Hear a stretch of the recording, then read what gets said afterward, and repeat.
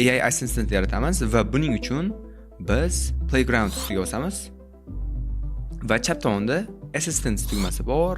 Buni ustiga bosamiz va create tugmasini ustiga bosamiz. Va bu yerga assistantimizga nom beramiz. Uni yoqib qo'yamiz va file search nima deyishingiz mumkin. File search misol uchun kompaniyangiz haqida biron bir ma'lumot bo'ladimi, u prezentatsiya shaklida bo'ladimi yoki PDF yoki fayl shaklida bo'ladimi, uni ChatGPT ga joylashtiramiz va ChatGPT kompaniyamizdagi ma'lumotlar asosida hamma savollarimizga javob bera oladi fayl bo'yicha. Va keling PDFimizni yoki prezentatsiyamizni qanday qo'yishni o'rganib ko'ramiz.